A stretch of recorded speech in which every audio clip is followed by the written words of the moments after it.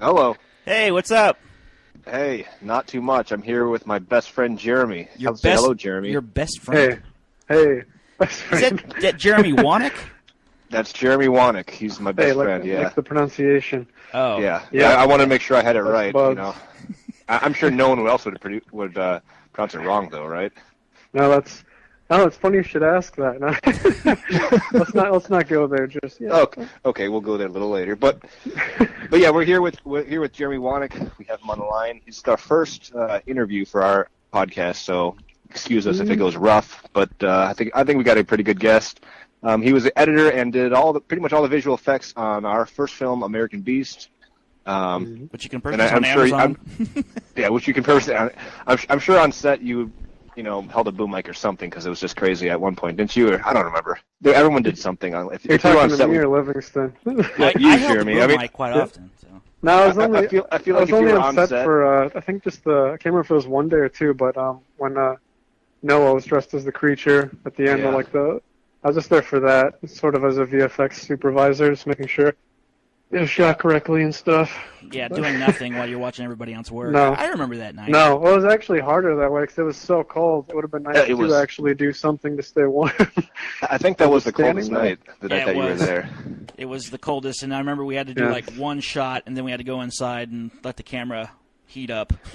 Well, you remember like the fire, well, not the fire extinguisher, Yeah, that blood. was it a fire extinguisher? I don't know what she used for that. It was a Some fire kind of air extinguisher with compressor, like had some kind of water or something in it, but it kept freezing. It kept freezing. We'd run inside, wait 20 minutes, then run.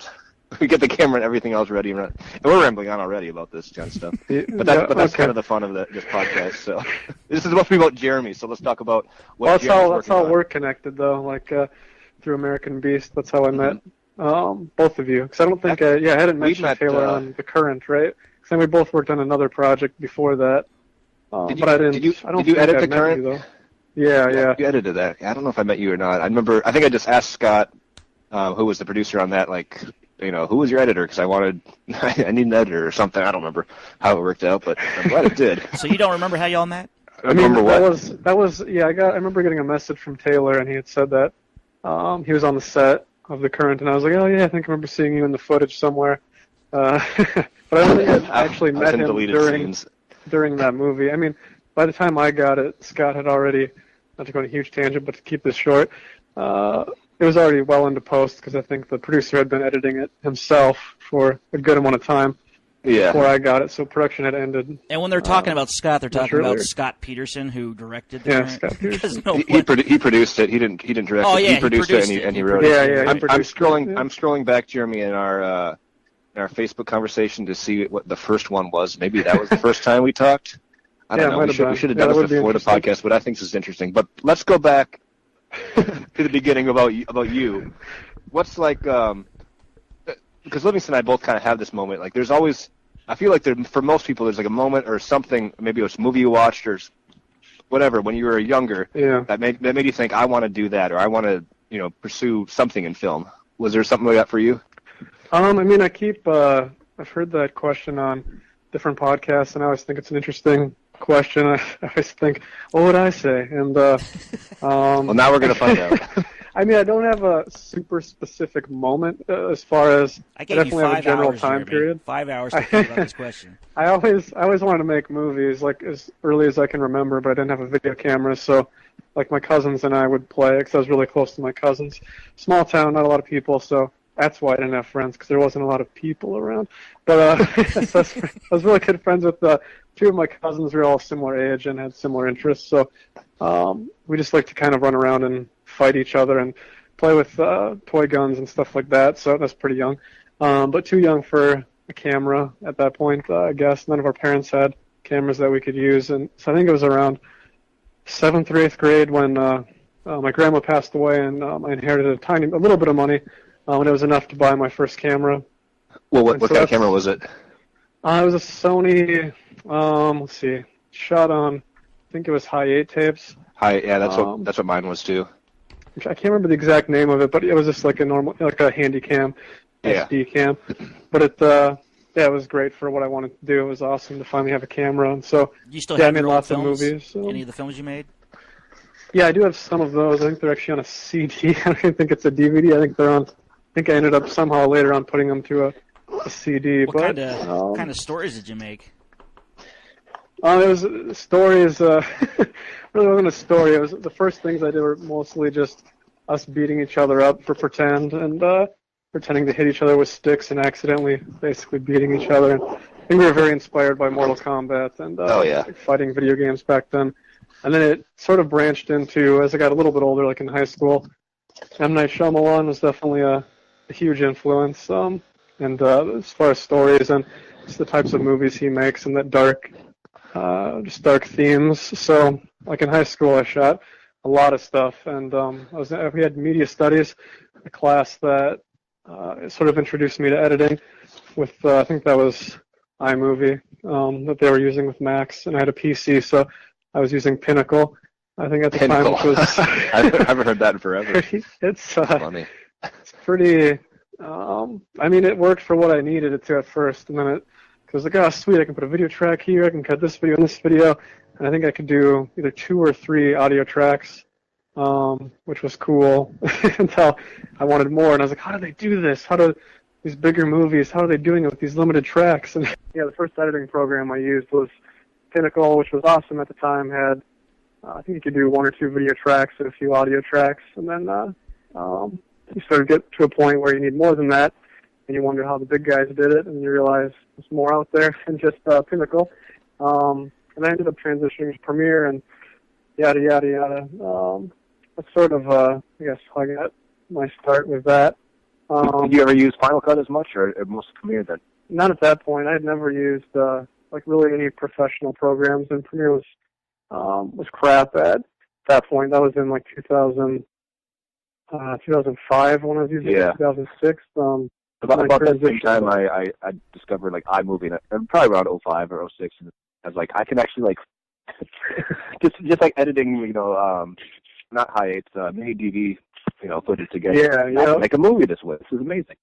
Yeah, exactly. I have mini DV as well, and I never even thought of trying it. I just like to shoot things in a linear fashion. Like I guess it's purely note editing, basically on camera. You had you talked about the Sony i8 camera. I mean, the way I would do is like, a lot of times I'd make up the story as I go. If I record something, I was like, oh, I didn't like it. I have to rewind it and like figure out where exactly, I was. So half my movies had like, it'll cut out and it'll be like half a second of blue and then it'll come back in. Yeah. And, I'll accidentally not tape over the right part or something. So it's either half of a scene, it's always a mess. So he's got to find a book out of now. Yeah, I'm sure you fix the definitely. thing. No, for sure. Yeah, so it was great to come across editing, which actually the first time I used an editing program in school, like in high school, I hated it. It just seemed really tedious and stupid. And I don't know why I didn't like it, because it seemed like it should be fun because how much you can do. Yeah. But I don't know. It took me a little bit to maybe just get the hang of it. I wasn't super technical. I've definitely become a lot more technical just because you kind of have to. But so yeah, after all of that, I think this might be something you have to cut out, Livingston. No, I'm still here. Let's see. I'm trying to remember Taylor's question that he asked next that led to, what was it? I was talking about M. Night and YouTube. Oh, yeah, that was... was I saying, what was it? I already asked the question, like, when did you decide you wanted to focus on editing, right? Yeah. I don't know if, well, anyways, just the transition that's into, because I think you asked, basically how I got into editing and then visual effects. Mm-hmm. So how I got interested in visual effects was around the exact same time doing the editing.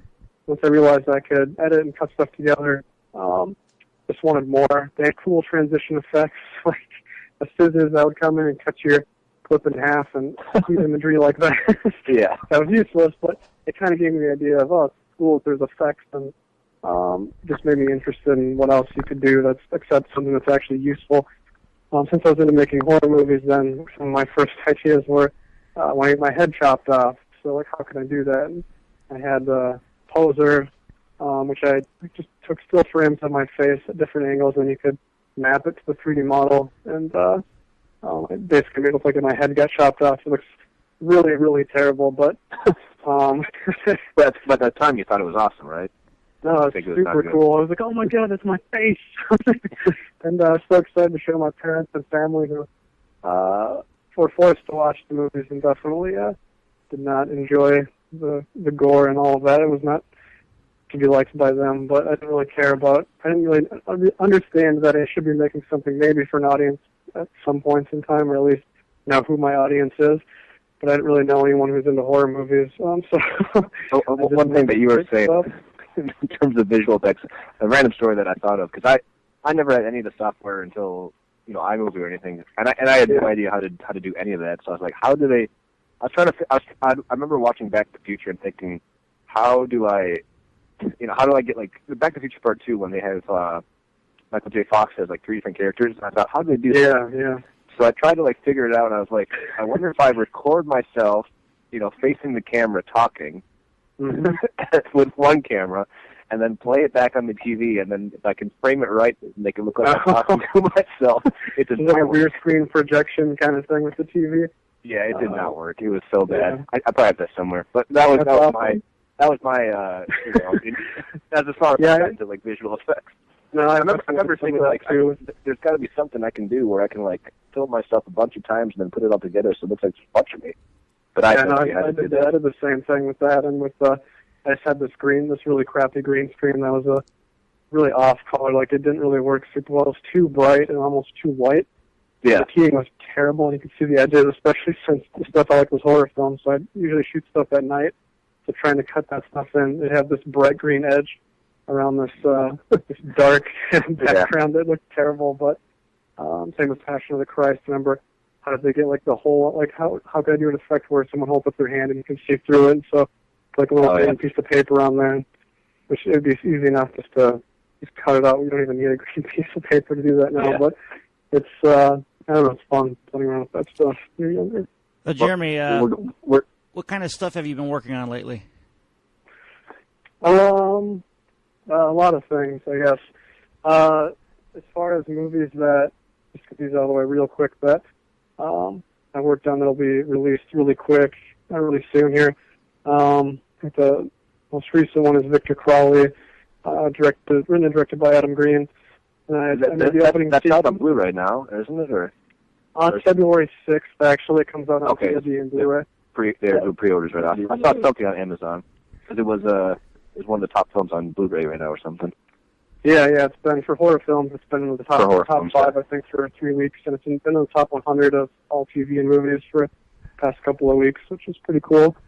I worked on I made the opening sequence, and I did about 50 visual effects on that, ranging from all kinds of stuff to sparks and kills and enhancing the kills and lots of blood effects. And since you brought that up, though, I do want to hear, because I know I already know the story, but I want you to tell that, like, how you got involved with that project, because I think it's a cool story. Yeah, no, it's pretty interesting, actually. I like Hatchet a lot. His the first movie of this quadrilogy now, and I've been listening to the movie Crypt just a little bit at a time after I'd seen the first movie. I replayed it again recently, and just wondered how hard would it be to contact Adam and just see what happens, if I could somehow find a way to work with them. I just thought it would be fun. So on Facebook, I couldn't find his contact information. I have IMDb Pro, which I've gotten pretty good at tracking people down with, like their agents, and they don't like talking to agents. I don't usually go that route. I like to talk directly to the filmmaker, especially if it's not someone like Steven Spielberg. If it's right. Adam Green, I figured he's so personable. It seemed like it would be easy enough. So I went on Facebook and messaged him. I saw he gets back to a lot of people as well. I just messaged him saying that I would do 3 visual effects shots for him in the future for free. This is a way to thank him for all of the tips and tricks and all the stuff he's done with his podcast, and just because I love his film work, and I thought it'd be cool to help him out if I could. I phrase it more like that, like helping, and it's not about money or anything like that. And he said something like, "Oh, yeah, that'd be cool," and but it was more, it was kind of like a brush off a little bit, because I know he was busy with a lot of different things, and he eventually got back to me and just said the timing might be good, actually, just to contact go on his website at Aeroscope and just send an email that way so they have me in their database just saying that, hey, Adam said that. I might be able to do something for him one day. Yeah. And so I did that. I got an email from them, so still this third party. It wasn't.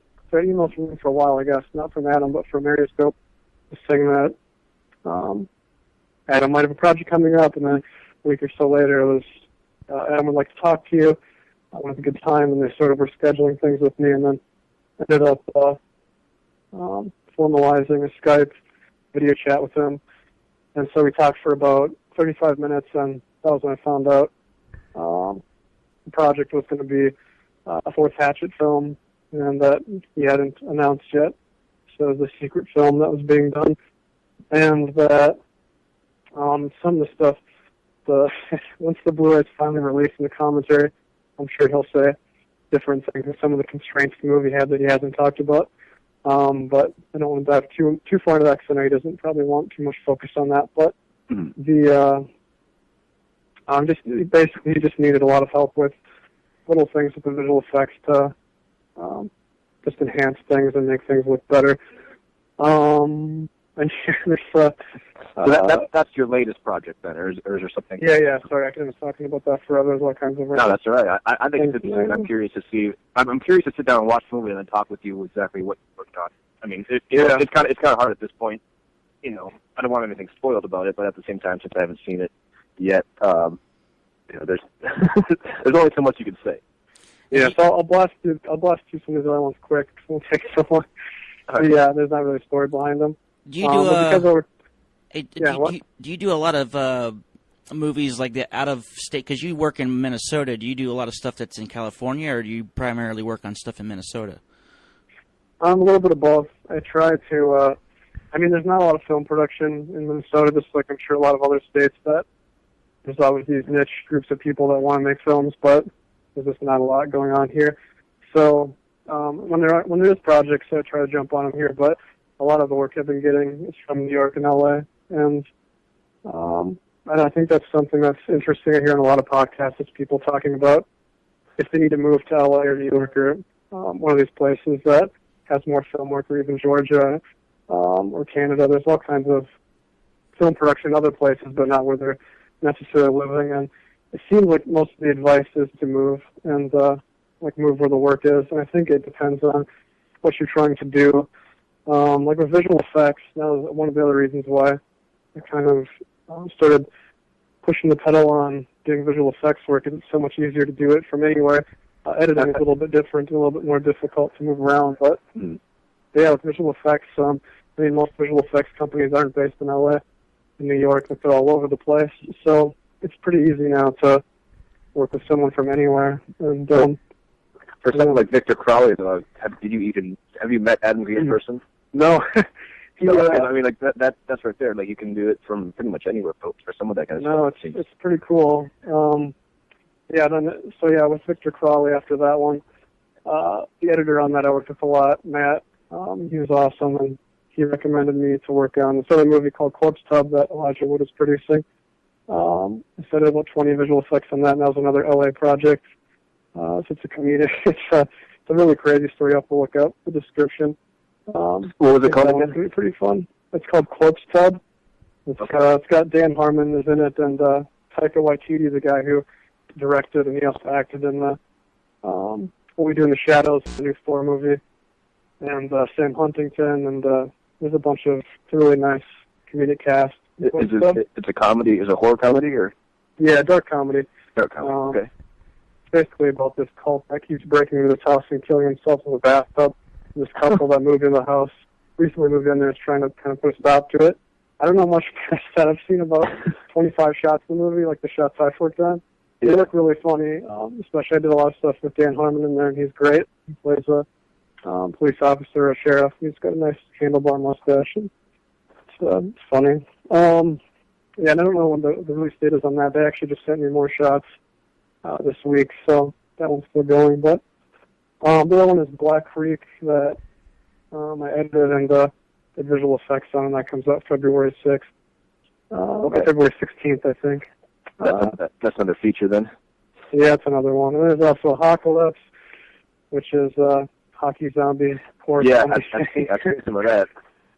It's definitely kind of gearing it towards the hockey audience a little bit, even though it's not really a hockey movie or a zombie movie, even though it's it's kind of gearing towards that. It's mostly a dark comedy. It's very goofy and it's pretty funny though. And we've already gotten a few distribution deals even before they've seen the full movie, which is cool. So no, that's great. So what genre do you mostly work in? Do you like horror more, or? It's been shifting. As far as what I prefer, I like horror thriller, but I do like comedy as well. Most of the work I get seems to be either horror or thriller stuff or faith-based, which is interesting. For visual effects, I feel like you'd probably like horror would be more than drama or something like that. How much? Editing has kind of been split, but editing has been split between the two. But visual effects. Horror movies obviously have all kinds of stuff they need done, so it's pretty easy to get that kind of work in comparison. I scrolled back to our first conversation on Facebook. It was November 21st, 2013, the day before my birthday, actually. I said, "Hey, Jeremy, you're the lead editor on The Current. Is that right?" And then... yeah. Nice. But you say, "I really like your concept for Solitude. I'm a huge horror movie fan." And we bought up to that. It's kind of funny. Really, I feel like it's been over 4 years, 4.5 years. Yeah, that is crazy. That was fun. I have no idea when was the last time. I don't know when we first talked. I'm sure it was over the phone at some point because it seems like everybody that I work with on Solitude, I always talk with them in advance before I even met them in person. Yeah. No, I'm pretty sure I remember talking to you beforehand too. I can't remember what we talked about, but sure it was something. I hope it was because. One of the questions I was want to ask, if you had any kind of advice for anybody who wanted to be a future editor, what kind of advice would you give them in order to get to the position you're in right now? Yeah, like if they were just starting out today, like any websites, tutorials, or whatever, or just overall advice that you have that you've learned in your experience. Starting with once if they decide to go to film school, I think whether they go to film school or not, they should be doing their own projects. Don't just think that the lessons you learn in school and the projects you're doing in school are going to be enough. You definitely have to go above and beyond. Yeah. And plus, I don't know, schooling just takes things very slowly. I think it's nice, especially a lot of the bigger film schools, the fact that you can't use a camera the first or second year. A lot of times, just get your own camera, obviously, and just start shooting stuff because you'll learn so much. I think it's good to be well-rounded and learn about, even if you just want to be an editor, still learning how camera works and learning how to shoot things a certain way in frame shots, especially since nowadays when you're shooting, the past 2 movies I've edited were shot in 5K and 6K and mastered in 2K. So, I'm the one choosing the framing for most of the shots. So, understanding framing is huge now even for editors because we have to do so much repositioning in post. Is that something you're seeing a lot more of? I mean, I guess I didn't really think about that. Yeah. I haven't shot anything in that high of a format, but the editor can zoom in quite a bit and still look great. The footage. Yeah, I think more tasks are getting put on the editor now. I was doing a lot. Do a lot of cinematographers shoot wider now? And say the editor can kind of zoom this in or something? Is that it depends. It depends on the cinematographer. A lot of them, some of them do have a specific framing in mind, and they want it very particular. But there's others too that will shoot it a little bit wider because they know that the format they're shooting on is a little bit more square than the final format. A lot of movies are finished in 240 to 1 or 225 to 1, which is really wide, and they're not. What they're shooting is a little bit closer to 16 by 9, so they end up cropping the image a lot, or I will. Yeah. So I don't know, there's a lot of flexibility nowadays with that stuff. But as far as other advice, I think the other thing with editing is keyboard shortcuts, making sure, like a technical standpoint, you know your shortcuts so you can work really fast and trying to use the keyboard versus the mouse. It's good to use the mouse once in a while, but the shortcuts can make you so much faster. If you're working with a producer or director in the room, if you're really slow and don't know how to use the program, it's going to... What program would you recommend to anybody that is looking for an editing program? What I use now, I started out learning Avid when I went to... Because after after high school, I went to Burbank for a year and had film training, and I learned media composer there because California, a lot of the bigger studios use media composer still, but I don't know, for independent productions, I think Premiere is the best way to go. It's a lot faster, it's a lot cheaper, and you can do so much just between, if you're going to do a lot of visual effects, dynamically linking between Premiere and After Effects. And there's some great videos and interviews with Kirk Baxter, David Fincher's editor, and their post-production process they use, because they have a whole Adobe workflow between Premiere and After Effects. It just allows you to do a lot more, a lot quicker. And Avid, at least with my experience, tends to slow things down a little bit unless you have a really big team. So as far as new editors go, I think they should be, I'd recommend they use Premiere or even Final Cut X. I've heard it's getting better, but is it? I never used Final Cut X. I don't know. I used it a little bit because I was huge and I loved Final Cut 7. Yeah, that was great.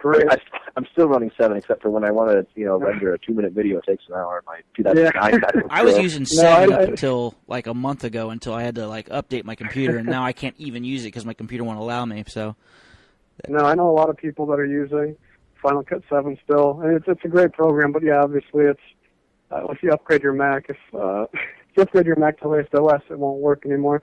Yeah, and also I don't think you can edit any kind of 4K footage in Final Cut Pro 7. I don't think I've imported it, but you can obviously export it as 4K, and it doesn't. Oh yeah, sure. And it takes like 20 hours to render on the computer. So. Yeah, and Premiere now too has gotten, it's so similar to Final Cut 7 in a lot of ways. And they even have the Final Cut Pro shortcuts. You can choose that setting so it has the same shortcuts as at least the default shortcuts. Same with Avid's, so it's easier to transition between Avid, Final Cut, and Premiere if you're in Premiere. But the other thing, though, along with that too, younger editors, I think, focus too much on learning software and have too much focus on just learning the program really well and not actually how to edit. Yeah. Like the reason why to cut. In a book, and even like a great person to look into is Walter Murch, and his book, In the Blink of an Eye. It's pretty much, I think that's the only one that would say is required for editing, just because it's such a quick read. It's only 100 and some pages, and it has like his rule of 6 that he goes by when to choose your cutting points is huge. And there's a lot of other great editing books, of course, as well, and tutorials and all that stuff. But yeah, learning why you should cut and focusing on the emotion of editing versus the software, I think, is something that a lot of newer. That's true. I know too many people that know all this technical stuff, but they just don't watch movies. So it's like, yeah, exactly. I've never seen I've never seen Star Wars. Like what? Like why would you want to make movies? You've never seen some of these movies. I don't know. Stuff like that. Yeah, even for editing too, not only watching movies but analyzing scenes, like watching one scene 20 times in a row and pausing in slow motion and just really focusing on why are they choosing to cut to this angle now. How many different camera setups do they have? Because it's interesting just to focus on, because you can, if you analyze it well enough, you can see all the different setups they had, and then you can see when they're deciding not to cut, or basically avoiding certain shots and choosing other ones. And it's, I don't know, I don't think enough editors do that kind of thing. Sometimes in bad movies, you can see when they, not bad movies, but movies with bad continuity, I'll say, you can tell when it's another day. It's clearly not the same day or something. Yeah, the lighting's totally different or whatever. No, that always true, throws me off. Yeah, especially with indie productions, that stuff happens all the time. If you don't have someone on set, I'm checking continuity. I remember the very first Spider-Man with Tobey Maguire. It's one of the last scenes when he's in the graveyard and it's windy. So his hair is perfect in one shot, and it keeps cutting back. You see him there. Oh, yeah. And he has 4 different hairstyles. Yeah. And it just keeps changing.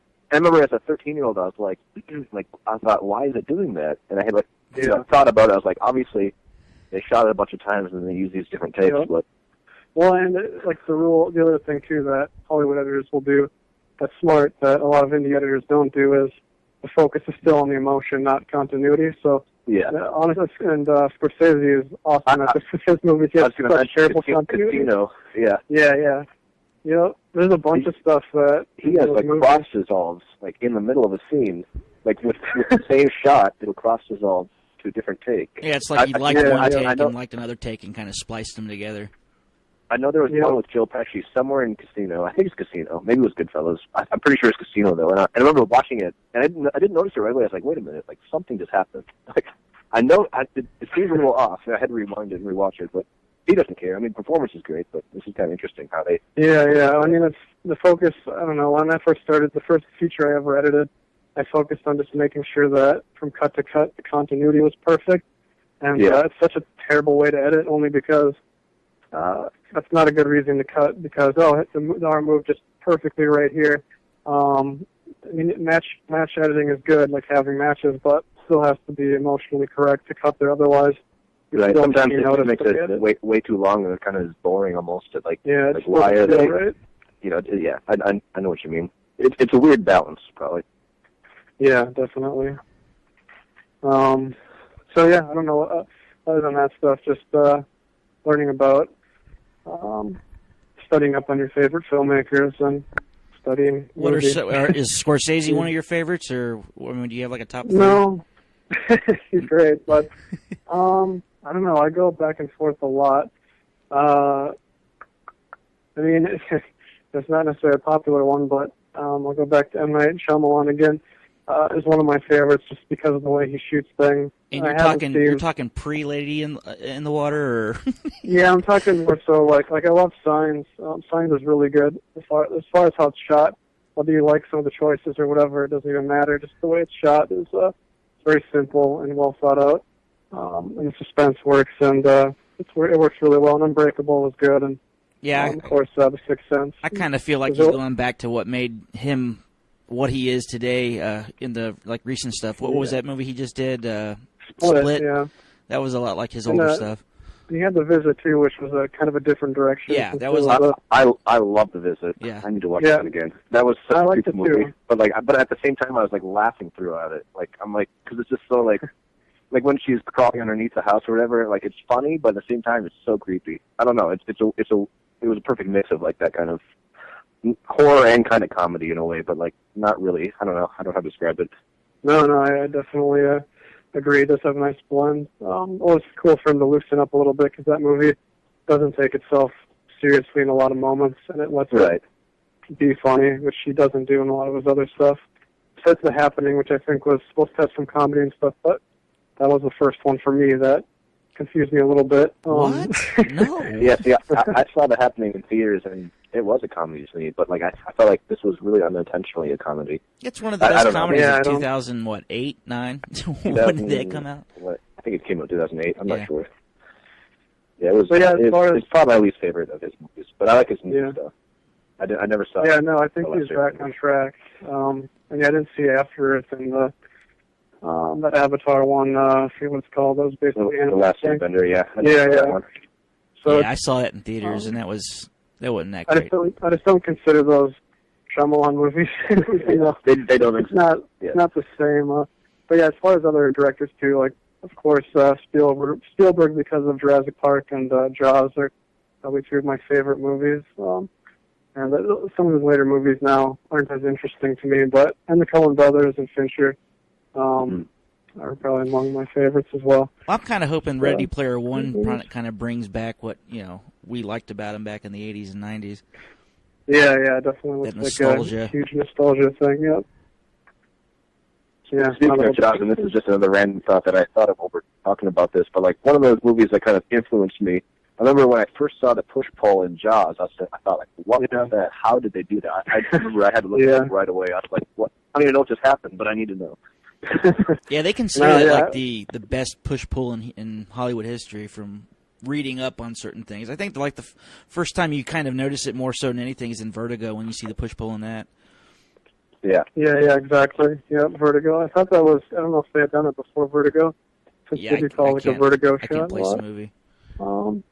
And he did a great job with that too, especially since I think for that shot it was a miniature he used for the effect, but also the cuts in that too, in that scene where you see him looking at the water, and then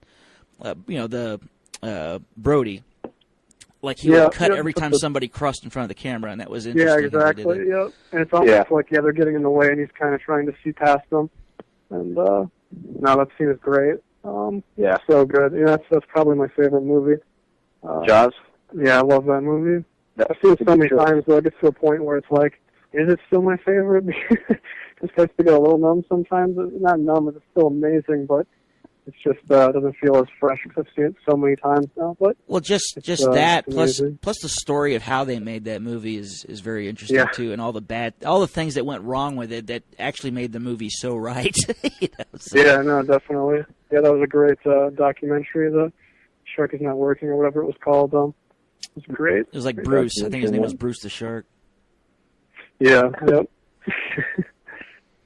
Good stuff. Well, I think it's time to wrap this up. I mean, we've been talking for almost like 45 minutes now, I think, and this is our longest podcast by far. So congratulations. We've not interview virgins anymore, I guess. you're our first. I could help out with that. So thank you for that. And then definitely check out everything that Jeremy's working on. Victor Crowley. What are some other stuff that's coming out? Just this year that you've worked on? Because I know there's some of those things. I mean, I feel like I rambled on way too long already, but as far as ones that are actually coming out, just that Victor Crowley, Corpse Tub, and Black Creek, there's one other one called, what is it called? Created Equal. That's I don't know if it's a faith-based movie exactly. It's more of a drama, thriller thing based around, there's a little bit of faith involved, I think, directed by Bill Duke, who's he's in Predator, an actor. Shrek Part 2, and that's right, Bill Duke. I was like, wait a minute. We just watched him in Commando. So he breaks the shaver on his face and the razor in Predator. I just did a handful of shots and that cleanup stuff, and they had some weird reflections. So it was just invisible effects. I think that was the only one who did effects in that movie. There was only like 6 of them or something. But that one comes out, I think, in a week or two. That one's pretty quick. And yeah, besides those, I have new projects that are going to be coming up that I've been working on this year that I can't talk about yet, but one of them is pretty exciting. It's a bigger budget movie being made here in Minneapolis. I'm going to be editing. Well, as soon as you can talk about it, we'll have to have you back on, and we'll discuss it more in detail as we get closer to that. Yeah, that'd be great. All right, cool. Well, thanks for talking with us, Jeremy. Appreciate your time. Mm-hmm. Yeah, no, it's fun. All right. We'll be doing another podcast next week, so stay tuned for that, and we'll see you then. All right, see you. Cool.